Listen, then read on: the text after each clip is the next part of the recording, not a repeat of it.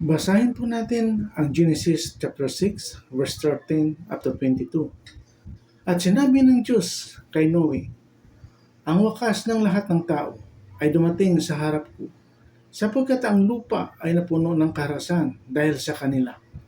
At narito, sila'y aking lilipulin kalakip ng lupa. Gumawa ka ng isang sasakyang kahoy na gopher.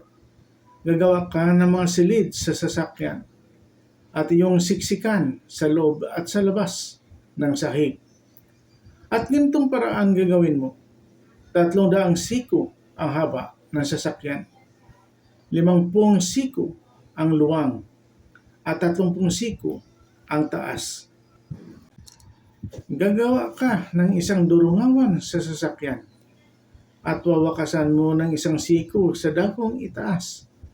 At ang pintuan ng sasakyan ay ilalagay mo sa tagiliran. Gagawin mong may lapag na lalong mababa, pangalawa at pangatlo. At ako narito, ako'y magpapadagsa ng isang baha ng tubig sa ibabaw ng lupa upang lipulin sa silong ng langit ang lahat ng laman na may hininga ng buhay. Ang lahat na nasa lupa ay mga mamatay. Datapwat, pagtitibayin ko ang aking tipan sa iyo, at ikaw ay lulan sa sasakyan, ikaw at ang iyong mga anak na lalaki, at ang iyong asawa, at ang mga asawa ng iyong mga anak na kasama mo.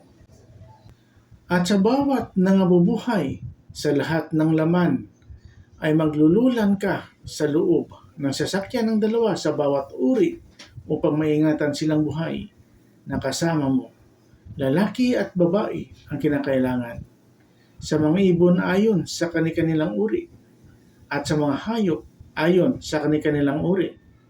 Sa bawat nagsisiusan ayon sa kani-kanilang uri. 2 sa bawat uri ay isasama mo sa iyo upang maingatan silang buhay.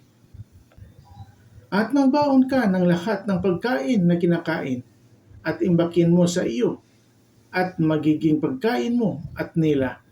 Gayon, ginawa ni Noe. Ayon sa lahat ng inuutos sa kanya ng Diyos, ay gayon ang ginawa niya. Amen, Lord Jesus.